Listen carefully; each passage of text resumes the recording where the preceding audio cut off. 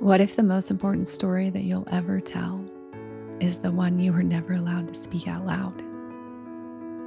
What happens when we strip away the masks and finally listen to the stories that our hearts are trying to tell?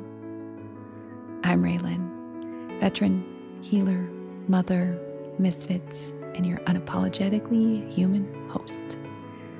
And this is my heart of the story, a living, breathing biography of what it means to be fully alive.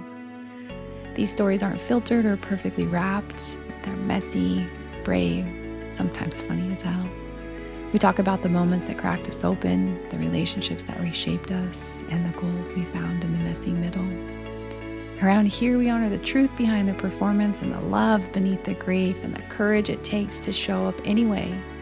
Because healing doesn't always look pretty, but it's always worth it. So pull up a seat, laugh, cry, and swear if you need to. This one's for the rebels and the healers and the ones carrying the weight and still finding a way to dance. This story isn't just mine, it's yours too. So welcome to my heart of the story. Okay. We can edit off whatever we need to. But Okay. So we're back. Yeah. I thought we would start with what we've been up to and talk a little bit about last weekend we went to a music festival and I thought it was pretty funny. I think we had a good time. We had your mom and our youngest with us and one of her friends. And I just thought it was funny that we start out the weekend and I'm following you and you get into a roundabout and you totally miss your turn and end up. Yeah, if I get on the freeway again, I'm not very good at roundabouts. And Yeah. I don't know. Maybe I can't count third exit or second exit. I don't know. Right? Got So- right back on the freeway. Had to come right back. So got right back on the freeway. So I'm following you just willy-nilly because I had asked you earlier if you knew where you were going and you assured me that you did. So I'm following you. So anyways, that sets up the weekend because then the first night we're coming back from the concert, you do it again in the roundabout and you get off one exit too soon and we end up having to Hesitated. yeah. Hesitated and still took the wrong one. So we end up having to turn around and get back. And then as we're, it's the GPS or whatever, the maps is giving us directions. And we get to the last turn into the RV park. And instead of saying Lava Butte, she says Lava Butt. And all of us start cracking up. Because I have an Irish accent for my phone. Yeah. So then the second night we're coming back and the kids say, okay, we're going to count it off for you, Dad. 1, 2. And instead of going to the third exit, you went around the roundabout 3 times.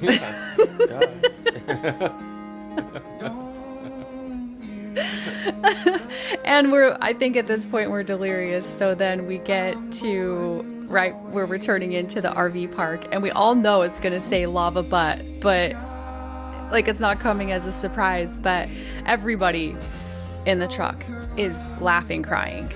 Waiting. No, it's coming. Waiting. Yeah, waiting for it. Know that it's coming and then it comes and then we're all laughing and everybody's like, I don't even know why I'm laughing so hard.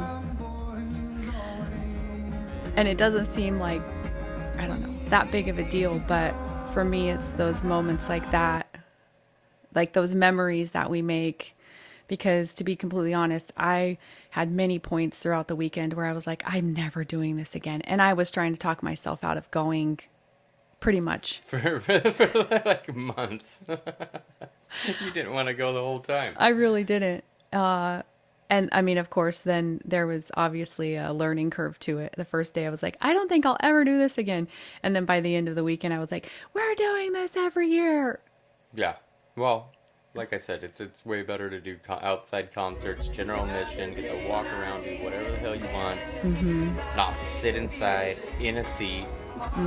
That indoor stuff, it's not like you used to when you was general admission. You go down on the floor, do whatever you want. Now it's like you have to sit in a seat no matter where you're at. people stand up. People are mad because somebody's standing up in their Having a seats. good time. Sit down, quit dancing. It's not like we're at a movie or something. Right. Yeah. So it was totally worth it. It was the Farewell Festival up in Redmond, Oregon, and we had a blast. So we just it's just those moments of silliness because it was long days and hot weather and Sun. lots of Hardly any shade. Yeah, hardly any shade. Food lines were crazy. It was just kind of, I don't know, it's kind of a free for all. People watching was epic. Yeah, it's not. The people watching was okay. The women and their stuff that they were wearing was freaking pretty awesome. Their outfits. There was some lots of butt cheeks hanging out and boobs and like seriously, people go out like that. They're barely wearing any clothes. Like nothing left to the imagination. But to The each fishnet chick with the freaking G-string on underneath. It's just like that's all you're wearing, really. Yeah. Like I wanted to see the tan lines after the whole day. It'd be freaking sweet. You know what I mean? Just the fishnet diamond print all over their whole body. And then they have to wear that for a while. Yeah. Unless they go tan or something to try to get rid of it. Maybe they like it, but so that's what we've been up to. Yesterday, so I have a confession. Yesterday, Dylan harvested one of our ducks and put it on the Traeger last night, and Harley Ray was in having dinner with us, and I'm like telling her, I'm like, your dad's gonna make me try this frickin' duck. And literally right as soon as I tell her that, you're like, babe, you gotta try this. And you bring around this piece of duck and you give it to me, and then you go back behind me to go finish doing whatever. And I put it in my mouth and like took 2 chews of it and was like, ugh. You're so dumb. Why would you do that? It was so good. And so I pull it out of my mouth without you seeing me, and I call Ella like silently over, and I like casually drop it on the floor, and Harley's like tears rolling down her face, cracking up because we called it exactly how it was gonna go. And then I lied to you. So I lied to you. I tasted it, but there's no way I was eating. I did not like it. The texture was weird. I don't know if it was the texture. I think I was expecting like chicken, or do you know what I'm like? I was expecting like bird, like chicken or It's turkey. Totally different. It's like a red meat. But it's like a red Stringy. meat. Yeah. Yeah, it's totally different than chicken. And I guess it's like chicken, but it's stringy and it wasn't dry. Mm-hmm. I did get smoke in it. You did really good at it. I'm sure. Well, our friend said it was freaking amazing, and they just go out and kill one every once in a while and have duck. Yeah. I liked it. I would eat it again. I'd probably pluck it next time. Yeah. But maybe, I don't know. So I thought I would confess to you that that's what I did. Thanks for not eating my duck. Jesus. All right. So I thought today we could talk a little bit more about maybe proposal, wedding, maybe first, just like chronologically going through our relationship. I think that would be a good start. We talked about having known each other for so long, and then how we came together that weekend and stuff, but then we didn't really go much into... Did we talk about the funeral home frickin' thing? We did all that? Yeah, we did. We talked about that. So basically, you moved in with us. Well, first I was living in a little 1-room like studio place with... Wait, was that a studio? I guess that's a studio. It's technically a studio. It had 2 rooms. It had the main room and the bathroom. Yeah, it had a bathroom, and it had, one big open space, and it was me and Brian living there. And your Aunt Kathy. And my Aunt Kathy on the couch. And then we got serious. Realized, we were going to do the thing. Dating, whatever, I guess. We didn't get serious then, because I stayed there, and I don't even think we talked there for a minute. Well, all I knew was that I had to move from there because it was super close to the road. Brian was really little, and then I got Maggie May. Mm-hmm. And Well, Maggie lived in a cage on a on a on a freaking leash. on a leash in a cage. In a cage, because I was so scared she was going to die on that road. That was a busy road, logging trucks, and I mean, Yeah, it was the cause main road yeah, through it was bad. town. But then we got together then and just hooked up, and then I left, Yeah. and then we didn't talk until I think I got a hold of Aunt Kathy, and then she told you. Yeah. So, but then I knew that I needed to move. So then I was like, well, I'm going to get a place. And I guess that's probably when I asked you to move in with me. Or so, Well, I was coming up every weekend. I was renting a car because I didn't own a car. I was building swimming pools in Fresno, and got a hold of you again. And then we talked and was like, oh yeah, we'll see each other again. So I drove up there, rented a car, drove up there. So like every day, every Friday after work, I'd get off work, rent a car, and then drive up for the weekend. and then have to leave on Sunday night. Yeah. So that was the beginning. Then that started getting old because I think I started having feelings for you. Oh, I know. So dumb. Recently divorced, going to school, raising a heathen child on my own. Took in my Aunt Kathy. She didn't live with us in Dobbins, though. No, because we hooked her up with your Uncle Jim. I was like, dude, we can't have Aunt Kathy living with us. Sorry, Aunt Kathy. And you were like, oh, my Uncle Jim's single and he's got a Harley. And I was like, oh, that might work out. And then literally like within a month or two of us starting to see each other all of the time, we got them together, and now they've been together nearly just as long as we've been together. I mean, the same amount of years, 20 years. They didn't get married until a few years ago, but they've been together for all of that time. So then we moved into the house down in Dobbins, or me and Brian. Technically, then you moved in shortly after that because I had to put you on the lease or whatever. And Aunt Kathy and Uncle Jim ended up riding off into the sunset together and starting a life. Yeah. Right? Yeah. Right? Okay. So we're in the Dobbins house and you proposed to me. Would you like to tell the listeners how romantic that was? It was super romantic. Like, how do I even explain that? We were just, okay, we were doing the deed, the devil with two backs or whatever. And it was just like, will you marry me? And I was like, ask me again. Ask me again? And then I said, will you marry me? And you said, yes. Yeah, I guess. Yeah, I guess. Was it? There was no ring, there was nothing. No flowers, there no was knees. No. I was on my knees. You're on your back. It was so not romantic. I mean, at all. Like, I mean, in full disclosure, I have now been proposed to twice in my life. The first proposal I got, I think I was recovering from having my freaking wisdom teeth pulled. And Brian came up to me while I was on the couch. Either that or I was like really, really sick, recovering from being sick. Little Brian had already been born. And big Brian came out and asked me to marry him. Like, as I was like not in the best of health and not in the best of like conditions. And so that was my first proposal. Nothing romantic at all about it either. And then my second proposal was you and that situation. So I think I'm such a hopeless romantic that I oftentimes think like, God, I got totally gypped. But on the flip side of that, some people have the most romantic, flower, the whole shebang, and they don't make it a year or 2 or 4, whatever. And we've made it 20. So I can't really complain, but I think I should have known what I was getting at that point, that there wasn't going to be anything really romantic about. Yeah, there's nothing. I definitely apologize for that. I'm not very romantic. Don't have very much romance coming from this line over here. This man is. No, it's okay.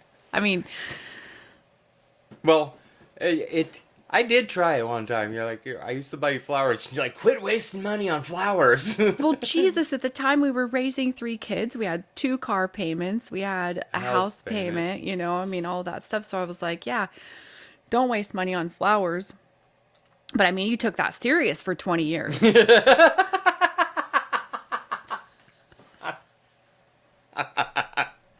I still do. They're all hardcore. Yeah. No, you do get me flowers occasionally now, but now I just grow my own flowers. Yeah. That's what I had to do. It's hopeless romantic and Then like I'm definitely getting for gifts and whatever. But okay, that's good. Back to living in Dobbins. okay, we could talk about gifts though, because I remember some of the best gifts you ever have given me. Vibrating penguin Okay, slippers. I think that was our first Christmas. I think so too. Vibrating penguin slippers from Walmart in an office chair. That was best Christmas present ever.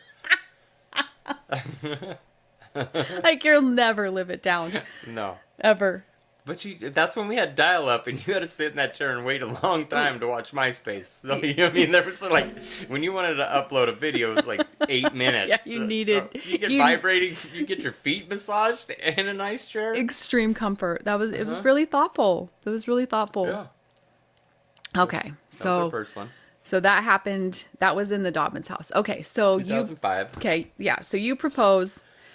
The Luceros gave us a bottle of wine. Do you remember? They gave us a No. bottle of wine, like celebratory wine. Was that before we got married or after we got married and we went camping up at Golden Trout? Me, you, and Brian. Maggie was just a baby. Mm-hmm. And I think we were celebrating our engagement, maybe. And we busted open that bottle of wine and Wine's terrible. we were like, oh, God. How do these people make a living off of this? Yeah, wine's terrible. We've never... No, I guess we got into wine there for a while because we drank Moscato. It's basically full of sugar. Yeah, just straight sugar. Tastes Wake up the next morning feeling like absolute dog shit because you're practically diabetic after one bottle of it. Yeah. The Dobbins house was freaking cool because we lived by the lake. Cool neighbors. Yeah, we had really cool neighbors. Yeah, Paul and Risa were super cool. Yeah, it was nice having them. And then, so we're talking August by this point, probably. Because, I mean, end of May, so June, July, August, somewhere around there. And then we start planning a wedding. You start planning a wedding. Yeah, I start planning a wedding. Uh-huh. Did you want to have a ceremony? Was that like, I mean, looking back on it now, are you happy that we did that? Or would you do something different? No, that was fine. I think that was fine. I think that was easy, and that was just basic. I'm glad you didn't make me have to say some vows, because, you know what I mean? I'm not the best at... We've Dude, established... there would have been all kinds of people there, and I would have had to frickin' say shit, like, Yeah. in front of, like, something I wrote. Yeah. Like AJ when his freaking The best man speech. His man speech. Yeah. Yeah, I'm glad that I didn't have to do that. Okay. So I'll set the stage. So we had a very small budget. We knew we didn't want to spend a ton of money. Didn't have a ton of money to spend on the wedding.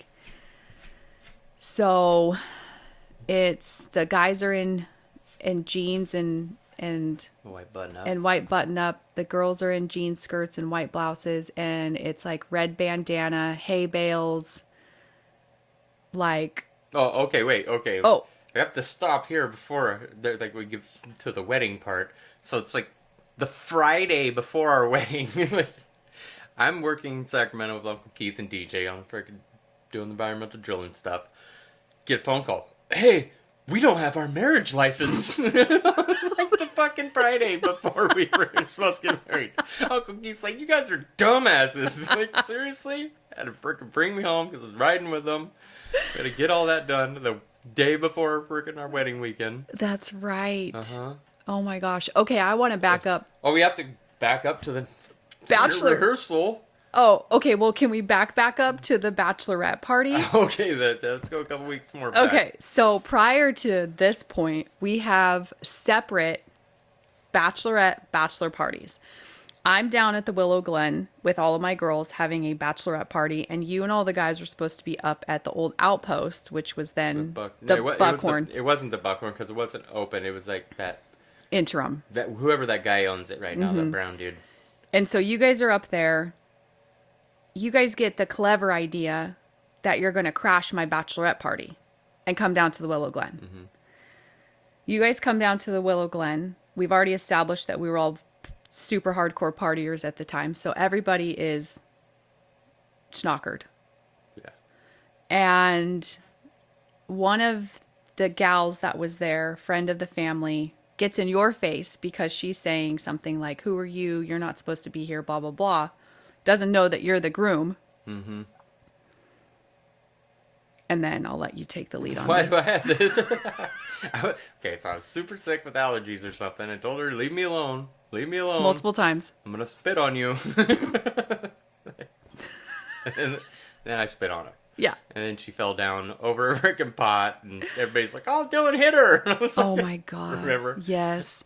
And then I had, oh gosh, I don't even know if I should say this, but then it was, it's really weird to look back on. It was really weird to be in the moment of it, like at the time, because we had already been family for so long. So our families were all super intertwined. There wasn't really much that, like, it was just, that's just how it was. Like our families they knew everything about each other, right? They were all always in contact with one another, essentially. And so it wasn't like I brought home some rando dude who nobody knew. Like, they knew you, my Aunt Kathy, my mom, like all of it, right? Mm-hmm. And looking back on it, it's just so strange because I remember having a huge bruise on my arm. I don't know where the bruise came from, whatever. But I do remember my aunt just kind of questioning whether or not I was making the right decision. And just being so, like, wanting everybody to be very supportive, and instead it just felt very, like, really fake. But you and I were solid. Yeah. Like, we were solid. Like, once we got to that point, like, we knew. Like, that was it. Like, we knew that, like, it was strange. We still say it after 20 years. Sometimes I look at you and just be like, I cannot believe I married Dylan Banker. Like, I cannot believe that, the kid with the little rat tail of 5th grade or whatever, and then high school, Sadie Hawk. I mean, all those kind of things. And, like, look at you and to be like, we actually freaking made it. There's a lot of haters. We're making it. Not made it. We're still making it. We're still making it. But would you agree that there were a lot of haters at the time? Like, there was a lot of drama and a lot of turmoil around it. And then I think some of them were like, "Oh, we're losing our frickin' friend." Uh-huh. Yeah. Like, maybe some of the drama was me having to take you out of places because, Black Al Betty at the time. I know. Nobody liked that. It's like, fuck that. You're leaving. Yeah. Yeah. That version of me that everybody had access to suddenly was just like, you're like, nope, this isn't happening. I'm taking you home now. Uh-huh. So was the bachelorette party also, was it just the drama with that gal, or was there more? There was no fighting that night? No, I think I beat up fucking that dude Dwayne. Yeah. Was that the that was the bachelor? night. Okay, so then I had to get you out of there. Yeah, I think so. I think isn't that the night? I don't know. Well, it was one of those nights. But you know what also that reminds me of is that clearly you were on parole at the time. Yeah. I had never, ever, like, ever in my life did I ever think that I would ever date someone who had just come out of prison, ever. Like, just truly, really. And then to be dating someone or marrying someone or then married to someone who still had a parole officer. And then that crazy SOB came to our house. On drugs. No, because that was like, that was before March or something. I think we were already married when I beat up dude.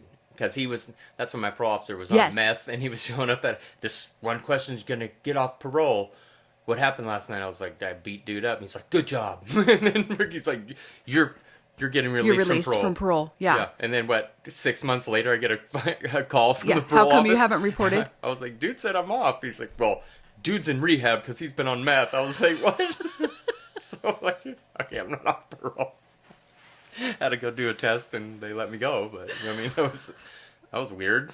Showing up to our house at 11, 12 o'clock at night. It was so, and I had never really had, like, that much of an invasion of privacy. Like, that was really strange for me. I was not... Well, it's not like he ever showed up very much.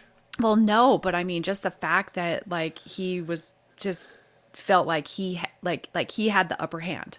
Like, that, I think that's what made me feel uncomfortable, which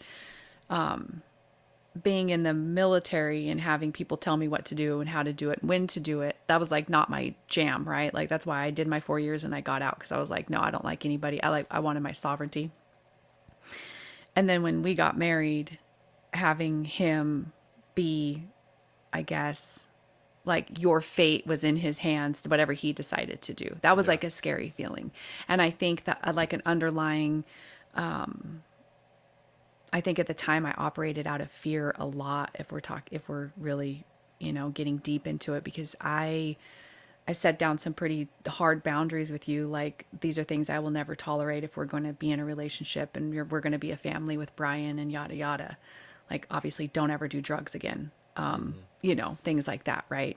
But I think I operated out of fear a lot, because it did feel like at any moment that what I had suddenly could be taken away from me, and I didn't want to lose you.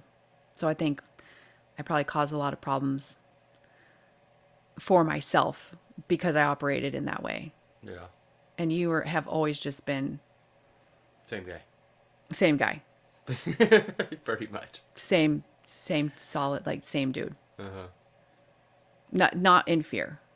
Definitely not operating really. in fear. Not really. I'm not. There's nothing really to be too worried about out there. Right. That kind of stuff. Right. I mean, if you're gonna get in trouble, you're gonna get in trouble, no matter if we're still doing it. Yeah. Survive it. Mm-hmm. You're cliche, or you're very like, everything's gonna be okay. Oh, that's my go-to motto. That's been my motto every freaking thing we've ever went through. Like, babe, it's gonna be okay. Uh-huh. And yeah. There for a while you hated that. Oh my God. If it's not gonna be okay, why do you keep saying this? Yeah. But that's definitely my motto. It's still my motto. It still is. So, something always good happens every time we're struggling, or every time we're down. Like, we've been down broke, freaking all kinds of. Get a check for like $700 at one time in the mail for something stupid. Like, yeah. What the hell? Right? Sweet. You're like, awesome. Yeah. Gosh. Okay, so now we can. So bachelorette, bachelor party, all that, the drama, all those things, and then the wedding weekend comes around. Yeah. We don't have a wedding license, so we figured we ended up getting that. We were planning on having an outdoor ceremony, and it rains. Whoa, dude, you're skipping the whole freaking rehearsal dinner and everything. Like, there was so much about this that we're gonna throw freaking crap a weird beard under the bus. Okay. Like me. Okay. So, rehearsal dinner. Okay. Rehearsal dinner. Everybody is now inside, because we had to move everything inside because it rained. So we're now inside of where was the reception. Where was our rehearsal dinner at? It was in the hall. Are you sure it was there? Oh my gosh, Dylan. Yes, I'm 100% positive. It was at the hall. You remember something I don't. That's terrible. I forgot. Okay. Remember? Because we were going to have it. Yeah, because I remember, because I was driving in Brownsville. Okay, we were going to have it at the amphitheater. Yes. So we had to do like the walkthrough rehearsal thing. And so we moved all of the hay bales inside, set the arch up on the stage in the Brownsville Community Center. That's what it's called, the Community Center. Mm-hmm. Everybody's there, we do the rehearsal, and we are going to spend the night apart because we're obviously getting married the next day. So me and my girls leave and go to the Rainbow. And you leave and go with the guys. I don't know. I don't know where your version. We were somewhere drinking. Your version of the story. I don't remember where we were drinking, but we were all drunk. Okay. I know it was me.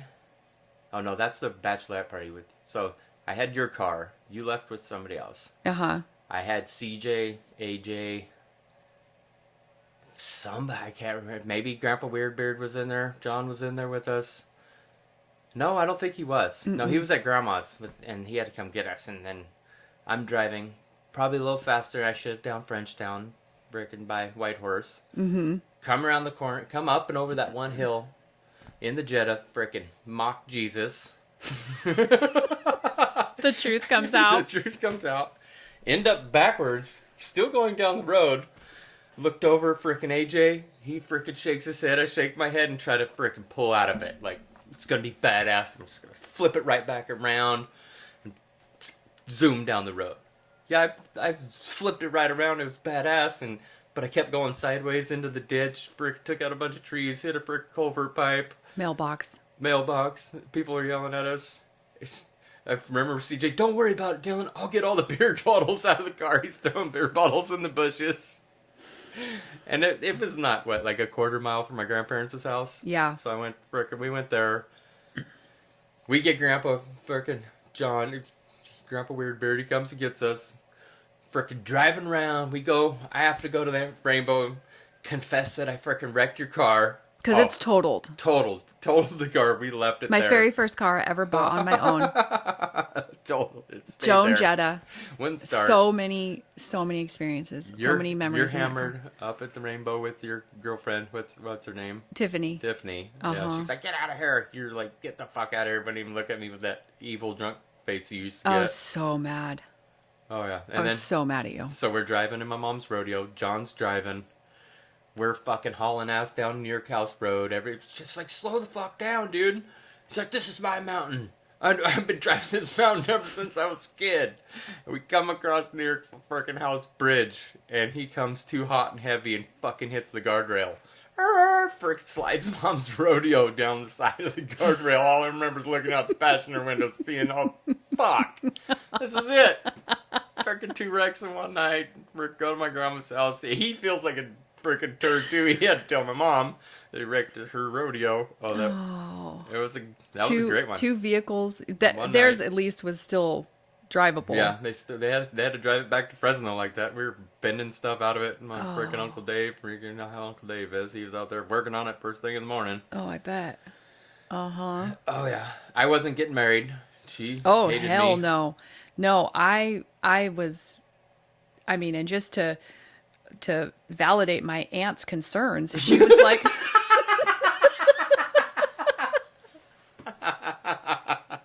that's fucked up. I mean, it was the truth though. I was like, I'm not marrying this dude. Like, oh my God, this is going to be a life of this. Like, I'm not doing this. I'm making the biggest mistake of my life. I am not marrying him. And I stayed up so late and cried so hard. Of course, had way too much to drink because we still stayed at the bar after I found out that you had totaled my car until closing time.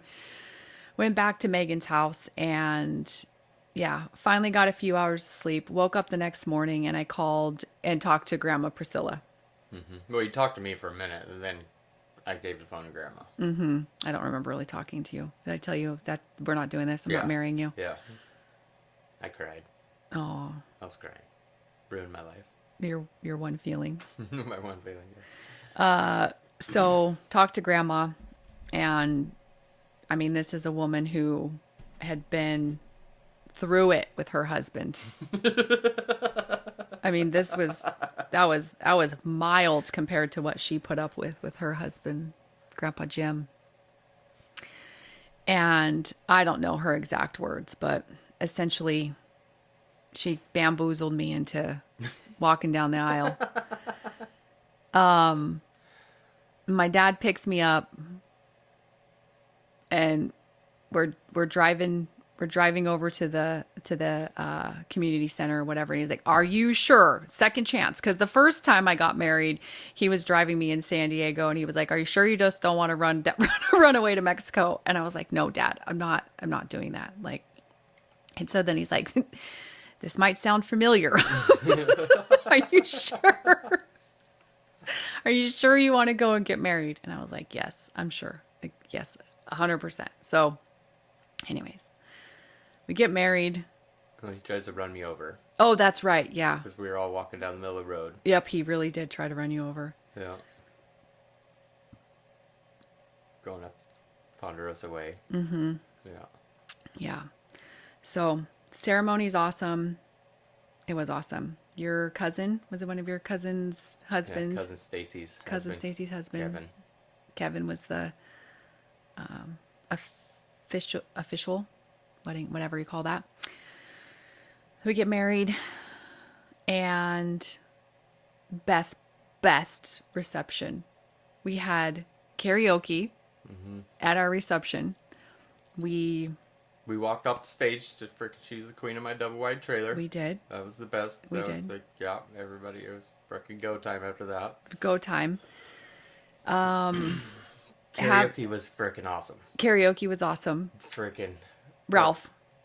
Yeah, Ralph. Yeah. Ralph, the karaoke guy. My dad out there doing splits. Oh, him and Jackie playing the spoons. Dad playing the harmonica. Yeah. Doing splits. Yep. Oh yeah. I remember Jen had the glow rings. We still have pictures of it somewhere, but she had like glow rings around, like around her boobs. Sorry, Jen. Didn't we frickin' sing? Me and her song "Country Boy Can't Survive." Duetted. Yep. You guys duetted. And as soon as the booze was gone, the bar. Took off back to the Rainbow. That was our go-to spot. And everything else was closed then. That's all we had was the Rainbow, right? Yeah, at that point, yeah. Good. And Pat and Mary. Yeah. Pat and Mary had the Rainbow, and Lydia. Yeah. And they were like family. No, we had the Willow Glen too. I forgot. We went down there. Yeah. Sandy was always at the Willow Glen. Was that when she had it? No, it was Sandy. That dude. Sandy came along later on. One guy that frickin' every time we got in a fight or something, he called the cops on us. Yeah. But then the next weekend, it was like we never happened. He has like 10-second Tom. He's like, come on in, give me your money again, you dumbasses. Yeah. He's always calling the cops on us. Yeah. So we got married in October 29th. So when we got to the Willow Glen, there was a costume party happening. It was big old costume party. And I won first place. I think it was the third year in a row. Yeah. Yeah. So, partied hard. Went back. Brownsville Motel. We stayed our wedding night at the Brownsville Motel. Whack ass stuff happening next door. But just whack ass stuff in general. Like, just looking back on it, it's just so funny. Like that's not my story to tell, so I would never tell it. But there was a lot of chaos and turmoil around our wedding weekend. Yeah. And we didn't go on a honeymoon. You had to go back to work. Yeah. But that was pretty wild. So Jettas totaled. And then we go and buy Roger Dodger. Yeah. We had to get you Dodge.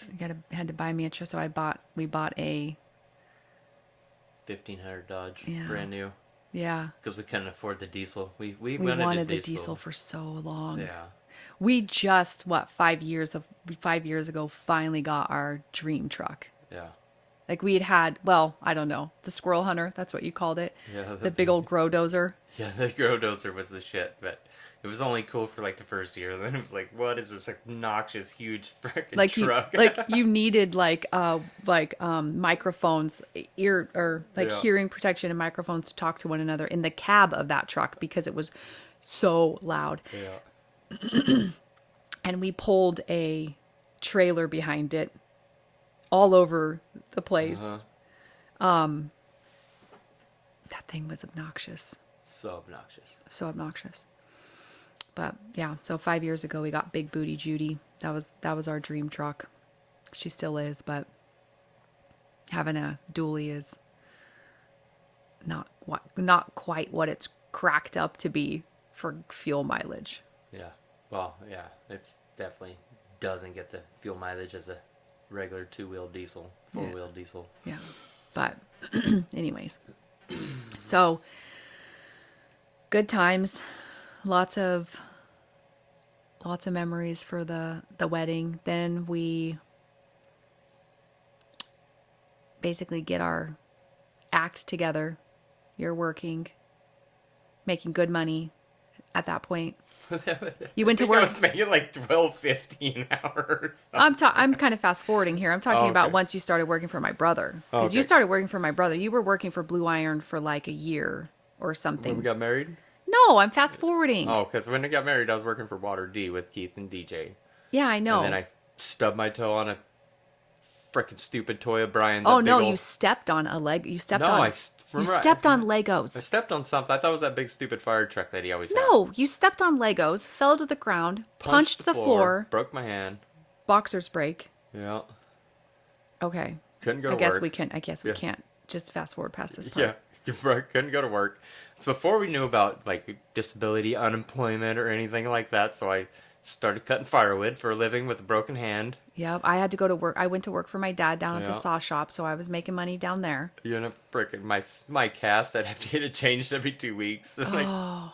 I remember frickin' we were out sledding with DJ, Steve, and everybody. Uh-huh. I'm holding my beer in my frickin' cast hand, and Steve hits my beer with a snowball, and it frickin' blows up and goes all the way down my frickin' cast. And I think that was like on a Saturday, and I had to get an appointment on a Monday to try to get a new cast. That was terrible. It was so stinky. Yeah, cutting firewood for a living because I didn't know that I could get unemployment. That was, that was basically our life though. In the wintertime, get laid off from friggin' for the winter. I'd cut firewood, nonstop firewood cutting. Yep. Now That was the first time your punk ass brother came to stay with us he was too. a little bitty guy, a little 15-year-old. Uh-huh. Came and stayed with us. Yep.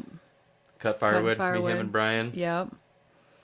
Yeah. Yeah, I cut firewood like forever. Even Yeah. when Lincoln was born, he was in a backpack. Like I remember CJ was like, "What are you doing, dude?" I was like, "I'm getting all the trees the tweakers can't get," because I'd freaking snatch block log from the bottom of the canyon. I'd pull freaking shit up from the bottom with my truck. I had told Roger Dodger looked like a fish on a fishing line. Had Lincoln in a backpack, freaking cutting down trees and stuff. Yeah, not a lot of brains. I don't think. Like, now thinking about it, I wouldn't change it. You know what I mean? I think I have pictures of Lincoln with headphone things on in a backpack with a chain. Me having a chainsaw. So I made a living. Yeah. That's like. But we always had to wait for unemployment to kick in. That was 2 weeks of frickin' nothing. And then be broke, then go get our taxes and be frickin' rich. Ballin'. Yeah, pay all of our debt that we just acquired. Ballin'. Be going to frickin' Olive Garden. Yeah, what do we?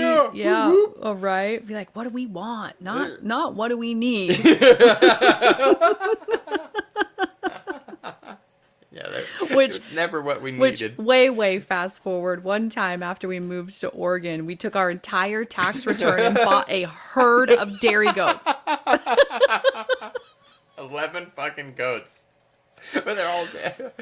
Like, what the frick were we thinking? Oh my God. Well, we weren't thinking, but man, if we could have made money off of goat milk, I mean, I guess we could have if we really wanted to, but we're talking like we had so many goats. We had 11 goats. We had multiple milk stands in the garage, and before the kids went to school, everybody would be out there milking goats. Yeah. Like it was a whole thing. And we have goats again. Will we milk them? Probably not. Should we? Probably. But anyway, so that's a tax return. Yeah.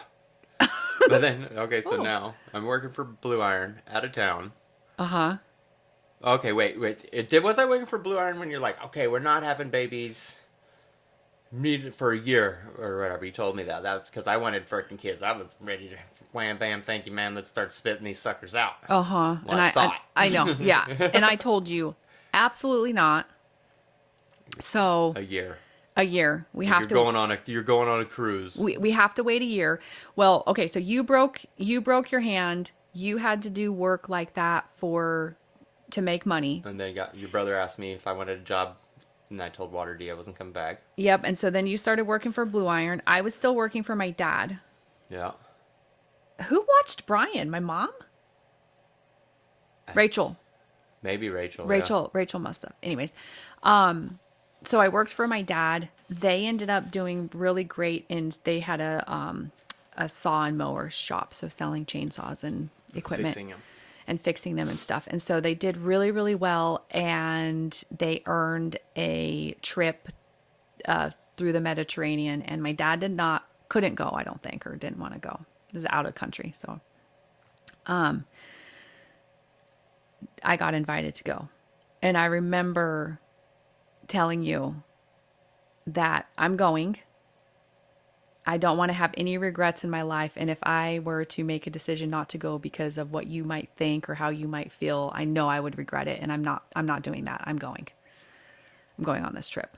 And you never really wanted to stop me, but I don't know that you were necessarily a huge.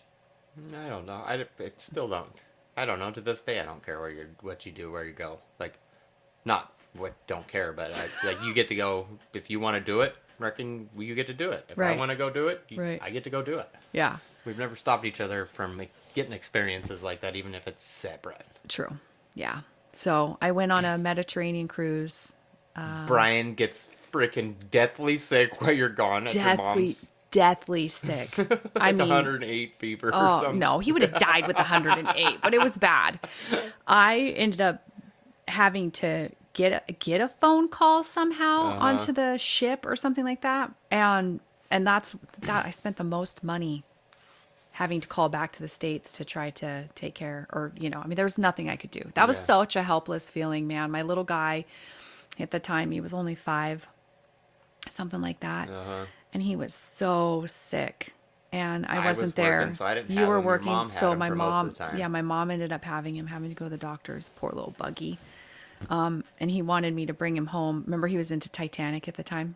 He super loved Titanic, so I brought him home a little ship, and it just was not what he wanted. Little replica, and it was just like, it's not what he wanted. But so, get back from the cruise. And so we're talking, this is a year, like we're pretty much a year after we got married, like almost an exact, like a month after.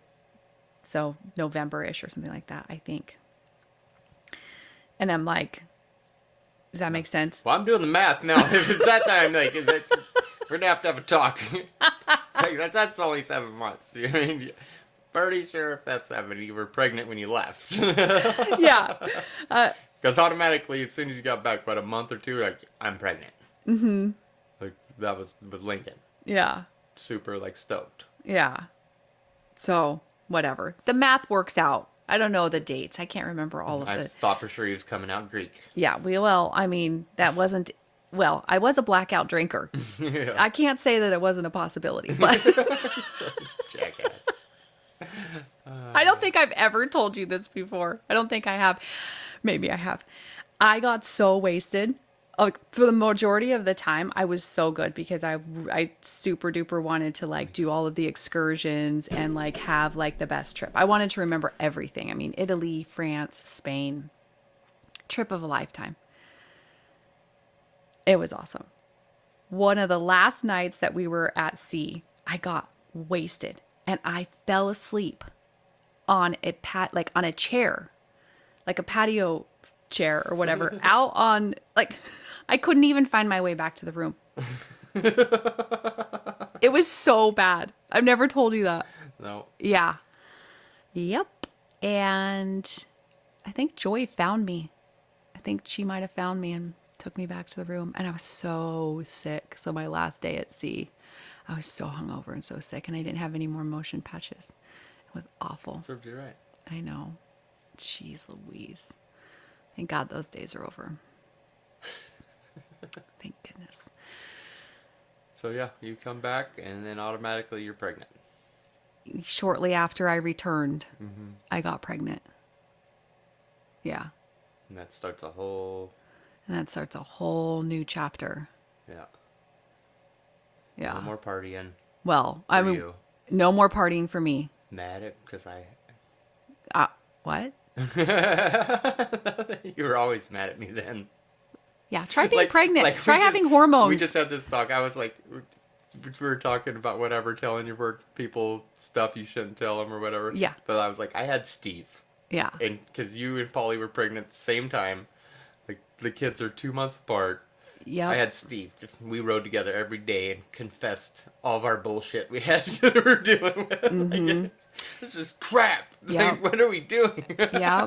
Me and Polly were miserable, pregnant women. Our husbands worked together. So we had each other, and then they had each other. Yeah. Yeah, I don't think we'd have made it if we didn't have freaking people to talk to like that. Yeah. That was hard. You were not a very happy... Well, I guess I drank a lot still. We would party across the frickin'... Monkey Bar or whatever that was in Sacramento and frickin' drive home drunk. Mm-hmm. Or I'd be out of town. Yeah. You'd call me and I'd be frickin' at the bar. Mm-hmm. Or yeah, every night was drinking night out of town though. We didn't even. I made decent money or whatever for however many years ago.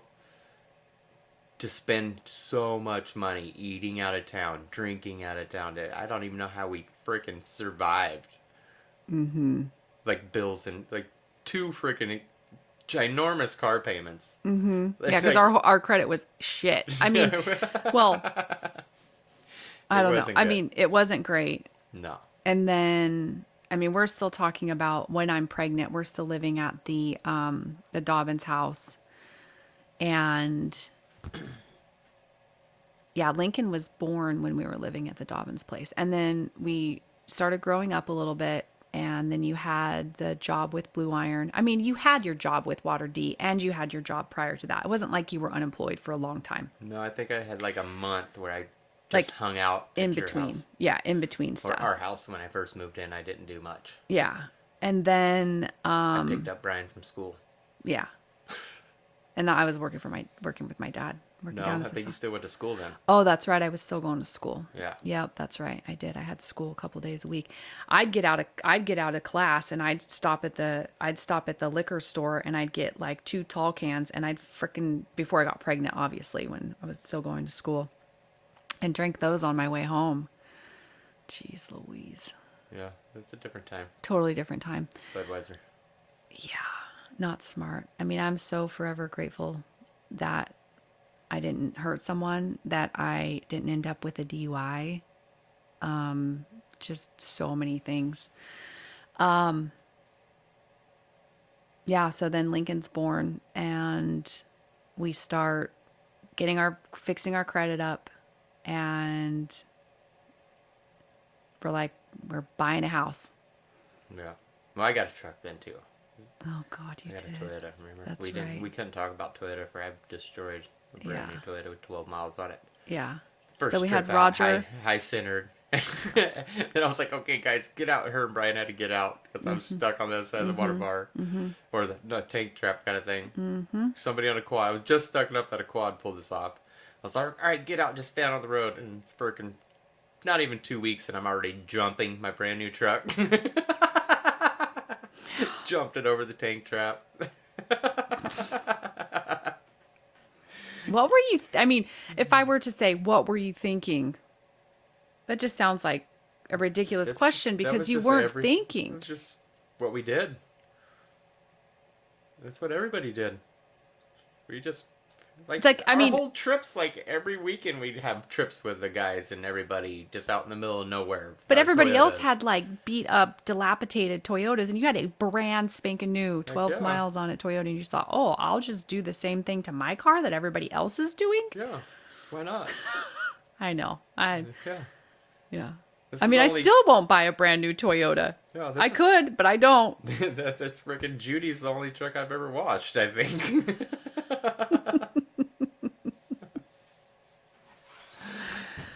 All right, so that's a pretty good segment Yeah. of our Yeah. lives. That's the beginning. The stepping stones. This is our days of our lives. Remember, we used to watch that all the time. And God, I loved Days of Our Lives. soap operas and bonbons. That's what you used to do Yeah. every day when I was Yeah. at work. Yeah. I mean, it's kind of true. Yeah. I really didn't do much. Raising Brian in and of itself was a lot. Yeah. And then you added Lincoln. And I had Caitlin. Yeah, we had Caitlin. We had weekends. Caitlin a lot too, which is my cousin's little youngest or oldest, I mean. So, but wild times. I think one of my favorite stories before we close, because we're almost there, but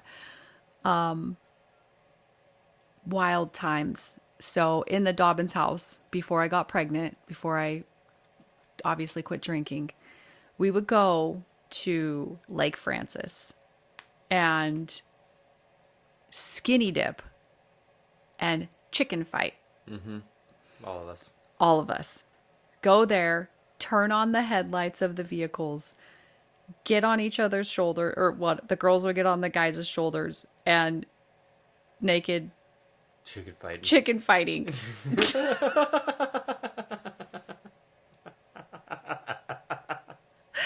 Sometimes I would be out partying so late that I would be getting in right as you were getting up to go to work. Yeah.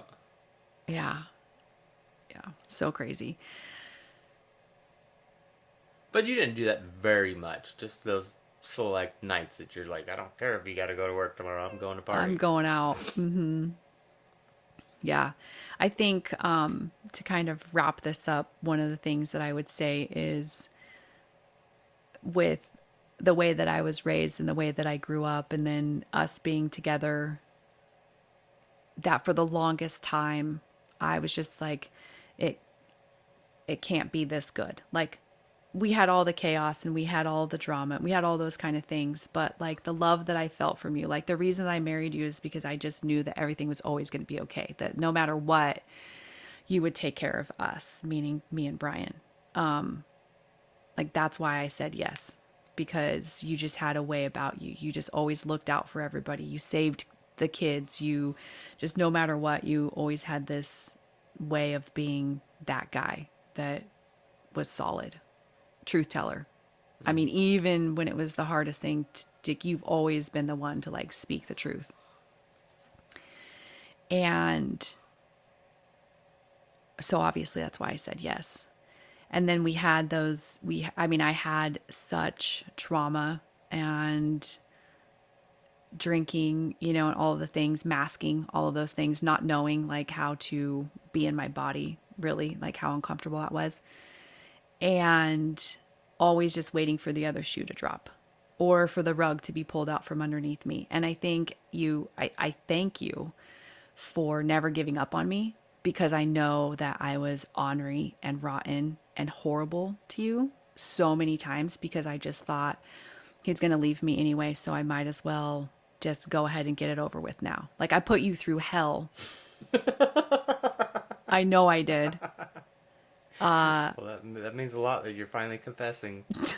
I mean, I did, but I don't know. I don't know if that makes sense, but it was, I don't know. Sometimes it was frickin' rough. It honestly was. But, like, I worked. I was out of town. If I wasn't out of town, I was driving 2.5 hours one way to work. Mm-hmm. Like, seriously, we had to drive frickin' to Sacramento for years, and then get home at frickin' 7, 8 o'clock and be in bed by 9 because I had to get up and frickin' leave by 4 or whatever again. Yeah. Like it was rough. Mm-hmm. It was a lot. Yeah. And you raising all the kids while I'm out of town. Like sometimes I'd work 6 days a week and come home Sundays, wash laundry, and leave. Yeah. Or I'd be home I'd come home Sundays and then have to leave frickin' in the middle of the night to get the next day. Yeah. 2, 3 o'clock in the morning. It was tough. Yeah. It was tough. But I'm grateful that we stuck it out. We made it. I mean, you ensured that when you knocked me up, 2 kids, bam, bam, one right after the other. I always told you we're never going to separate.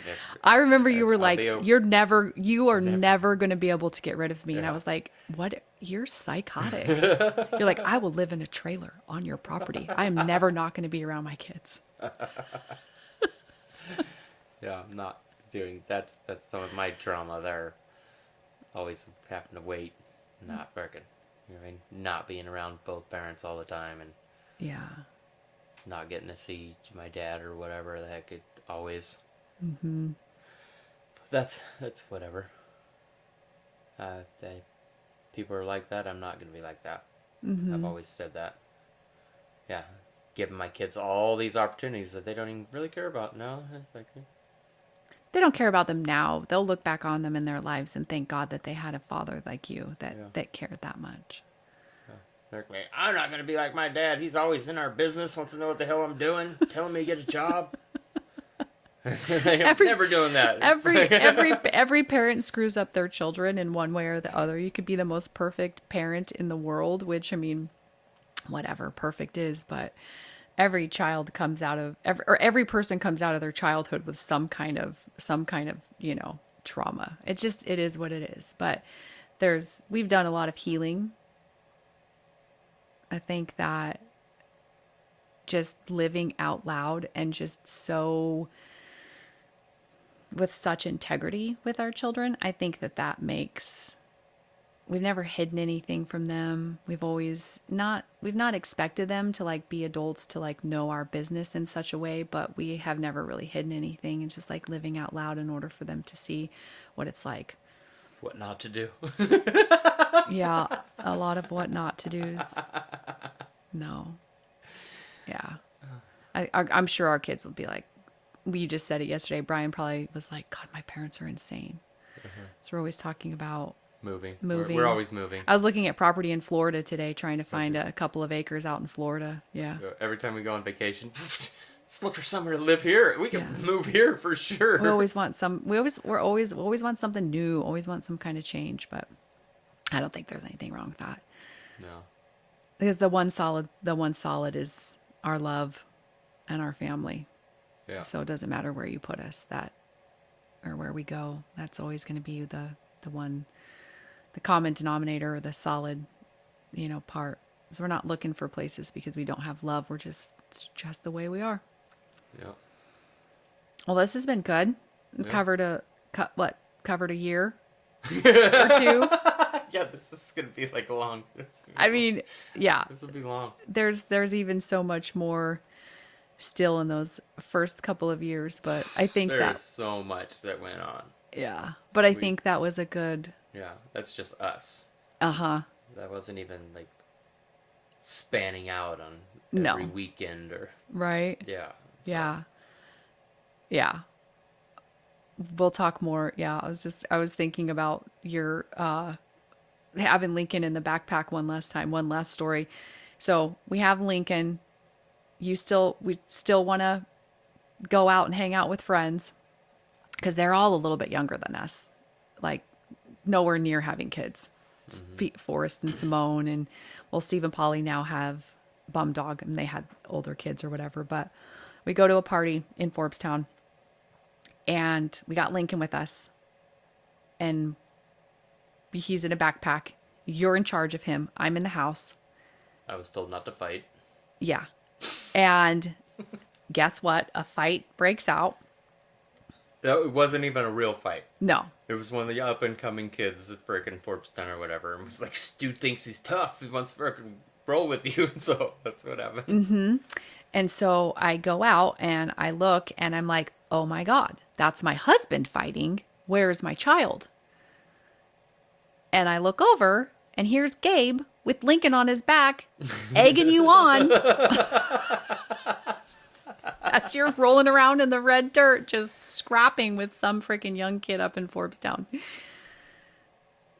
And I smoked weed that night. For the first time in a super long time.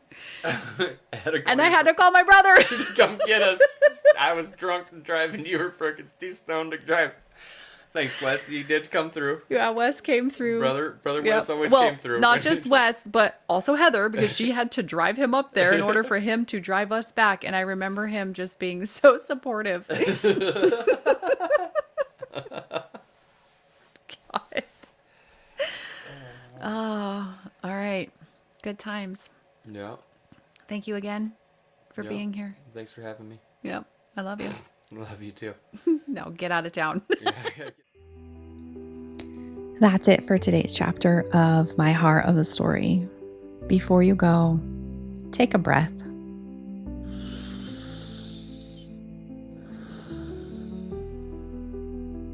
Honor whatever rose up in you today, even if it caught you off guard.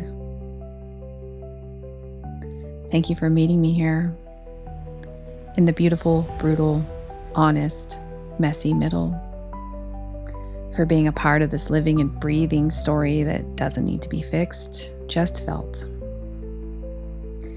And when the world gets loud, when the weight feels like too much, when you forget who you are, remember this: you are human, So stay wild and come back to your heart.